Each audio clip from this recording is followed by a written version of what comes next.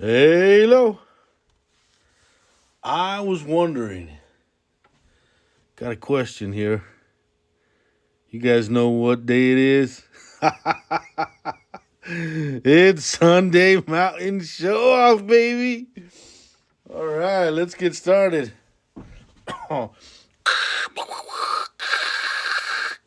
that fuzzy, hazy stuff. Now, here's what we got Sunday Mountain Show Off. The family of Case Synthetics Interrupted. Because here's what I've been picking up lately, guys, and I want to show you because I'm super, super excited, and I hope you all are excited with me. So let's check this out. We're going to do a little, because I got this nice gift right here. Makes me happy.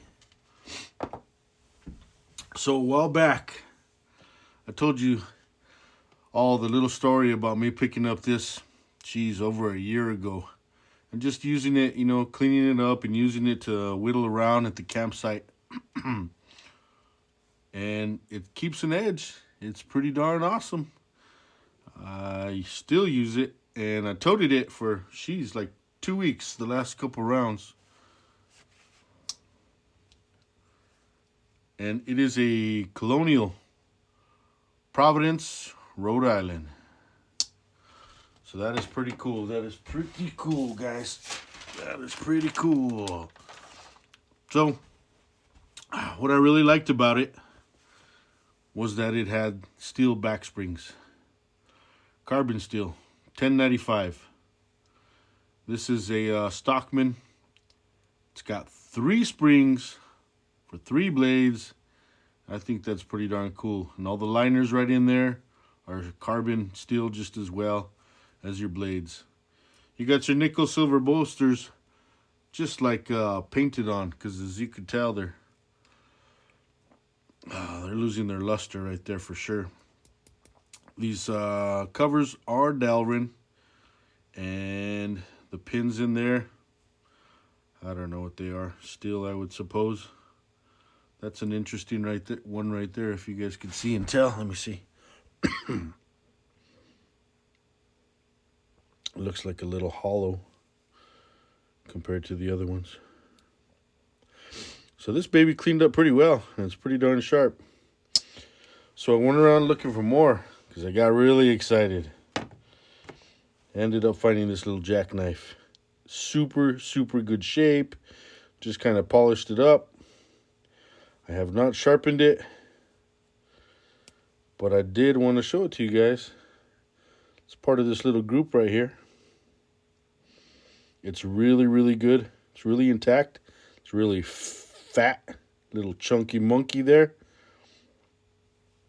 The Delrin, it does heat up, and this one, it shrunk just a tad bit. Look, that bolster's loose too. These bolsters are nice and tight.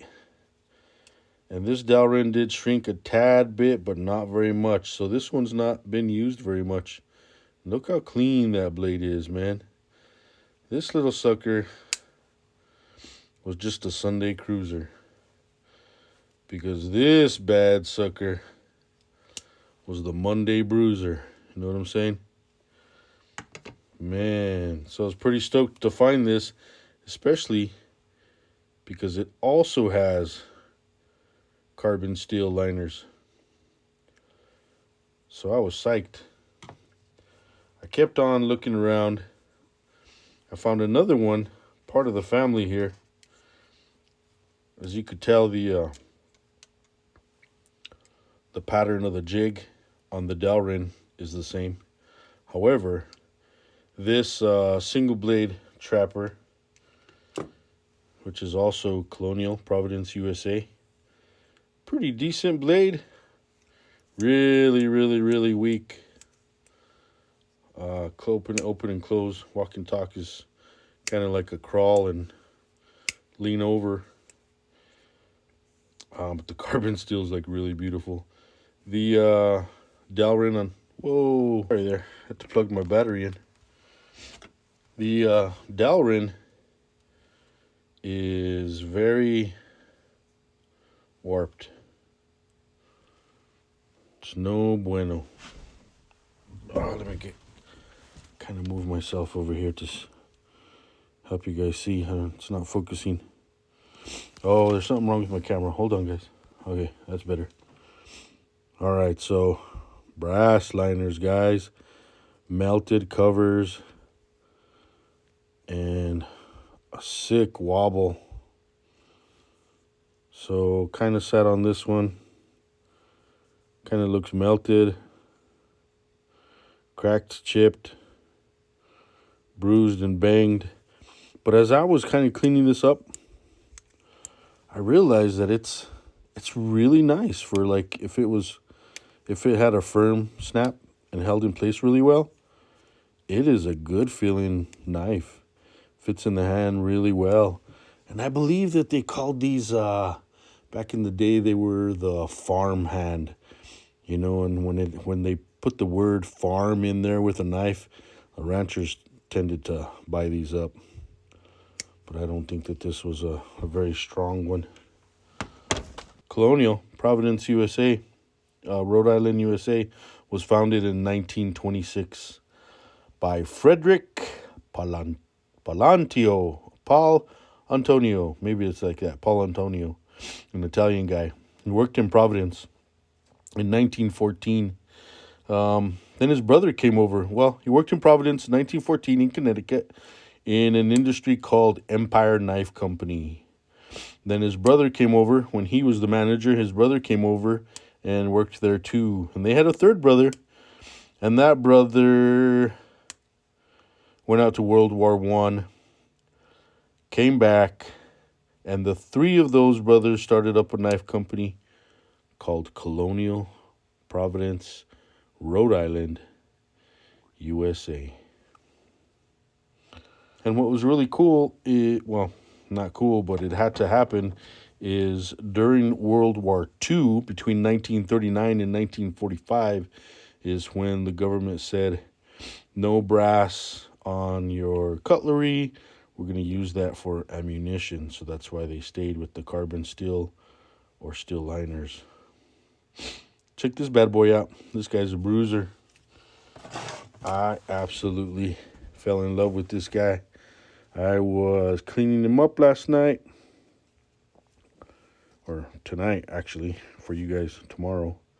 I didn't mess around with this blade yet, but I cleaned inside the channel.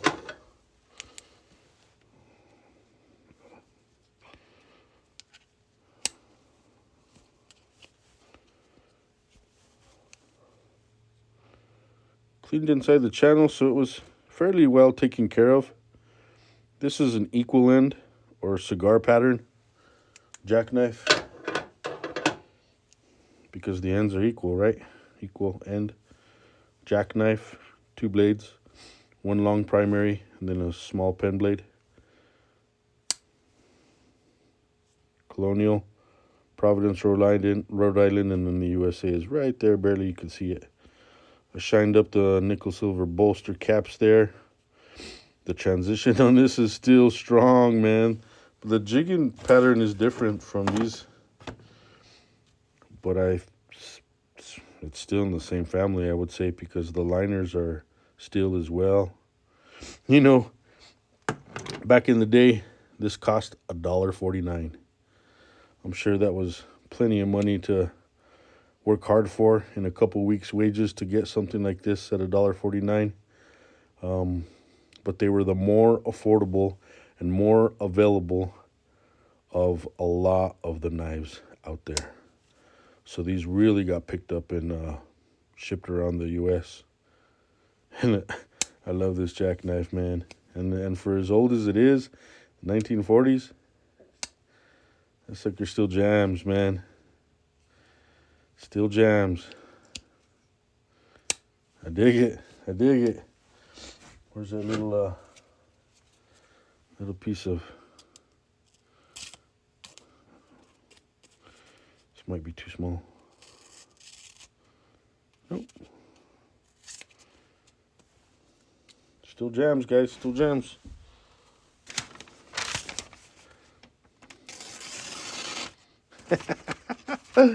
Man, cutting paper is so much fun, huh? I wanted to share that with you guys because I think I'm on a mission. I dig these little knives. I think they're really awesome. So what you guys came here for was a Mountain Sunday show off. And here we go, baby! Woo! What we have here for you guys today is the one that we passed up last week. But like my buddy Arizona, I'm going to start playing with mine. Black synthetic rough jig rust lock in the 61953L for lock stainless steel. Super Sport. This is a 2024. Oh, man. It was a long Saturday today, guys, to make this video for you guys. I'm super stoked, though, to be here with you all.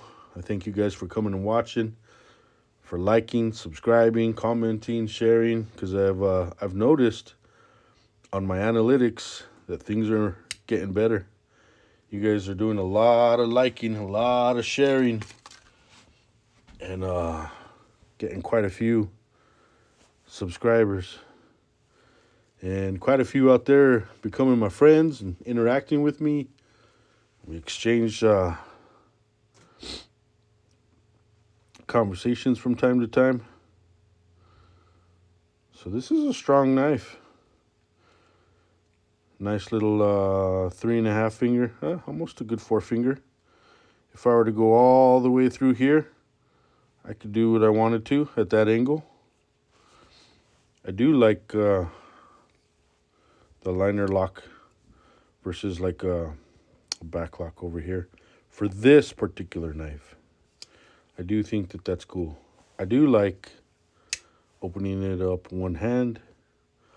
I do like this, they call that California clip or some kind of other clip. Man, I'm not going to talk about it being a woody woodpecker like my brother. I'm just going to say that I can get all the way over here for doing little tasks. You know, you could even get right here pretty well. It feels pretty good in hand. I like it. It is not bad. Right there you can hold on to, but then that would create a little hot spot because I feel that almost immediately. This one has a little blade wobble. You guys might not be able to see it, but I can feel it, and it's probably because this little part of the tang sticks out way over here. So maybe I'm just feeling the unbalance, but I can feel it.